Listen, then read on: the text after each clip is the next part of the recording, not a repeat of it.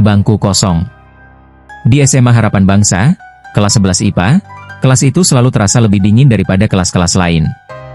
Bukan karena AC yang rusak atau jendela yang retak, tapi karena ada satu bangku di baris belakang. Bangku itu dekat jendela yang menghadap ke lapangan rumput liar di belakang sekolah. Bangku itu selalu kosong. Bahkan saat siswa pindah kelas atau kelulusan, tak ada yang berani untuk duduk di bangku tersebut. Guru-guru bilang jika bangku itu adalah bangku cadangan, tapi anak-anak sudah tahu cerita di baliknya. Anak-anak itu berbisik tentang siswi yang bernama Rina, siswi tahun lalu yang hilang setelah ujian akhir. Katanya, dia duduk di sana. Dan sejak itu, bangku itu selalu menunggunya. Aku, Andi, siswa pindahan dari kota sebelah, aku tak percaya omong kosong seperti itu. Aku datang ke sekolah ini karena ayahku dipindah kerja, dan aku benci pindah sekolah. Hari pertama di sekolah. Ruang kelas sudah penuh. Teman-teman lama saling sapa, tertawa, sementara aku berdiri kikuk di depan pintu.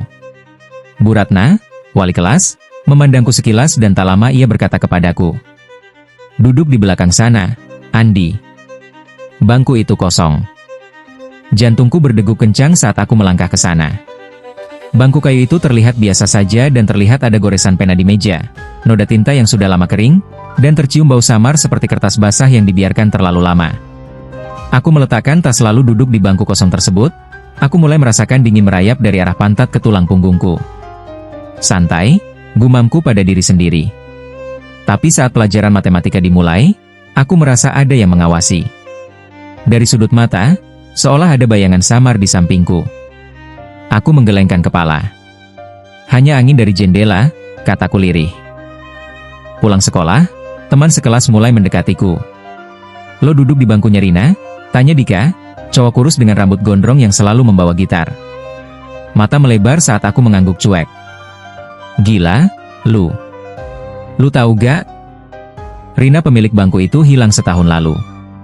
Kata Dika, dia bunuh diri di lapangan belakang. Tapi mayatnya nggak ketemu sampai sekarang.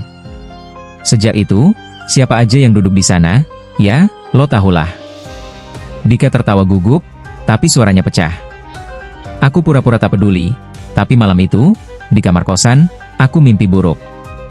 Aku bermimpi duduk di bangku itu lagi. Kelas sangat gelap, hanya cahaya bulan menyusup lewat jendela. Tangan kecil, pucat, menyentuh bahuku dari samping. "Kamu, gantiin aku, ya?"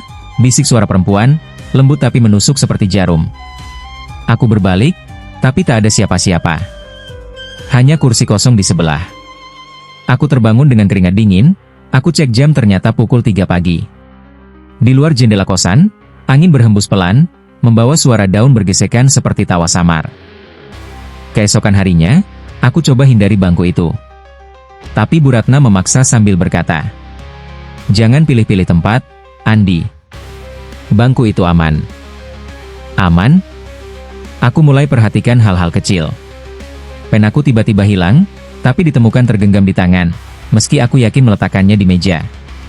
Lalu, di buku catatanku, ada coretan baru. "Jangan tinggalkan aku sendirian." Tulisannya miring, seperti tulisan tangan perempuan. Aku tunjukkan tulisan itu ke Dika saat istirahat. Dia langsung pucat pasi.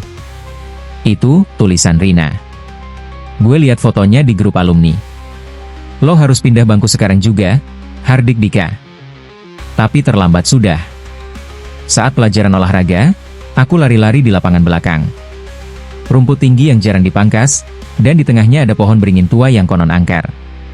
Tiba-tiba, angin berhenti. Aku merasa ditarik, seperti ada tangan tak terlihat menyeret kakiku ke arah pohon itu. Di bawahnya, aku melihat sesuatu berkilau, sebuah gelang perak dengan liontin hati, tertanam setengah di tanah. Aku jongkok dan menggali sedikit demi sedikit, dan jantungku hampir copot. Ternyata gelang itu milik Rina.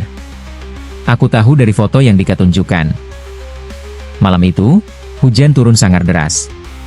Aku tak bisa tidur. Bangku kosong itu seolah memanggilku, suaranya bergema di dalam kepala. "Cepat kembali dan duduk di sini." Aku bangun, ambil senter, dan lari ke sekolah meski gerbang terkunci. Aku terpaksa melompati pagar yang terkunci, lalu aku berlari menuju kelas 11 IPA. Pintu kelas tak terkunci. Aneh, padahal biasanya dikunci, pikirku. Di dalam, gelap gulita. Aku menyalakan senter ke arah barisan bangku paling belakang. Kini, bangku itu tak kosong. Ada sosok perempuan Yan duduk di sana dengan rambut panjang hitam menjuntai, seragam putih abu-abu yang kusut, dan wajahnya tersembunyi di balik tangan yang menutup mata. "Rina," bisikku, suaraku gemetar. Sosok itu menurunkan tangan pelan.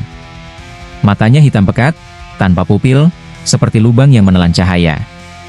"Kamu janji gantiin aku," katanya, suara yang sama seperti mimpi. "Tapi kenapa kamu tinggalkan aku? Sekarang giliranmu."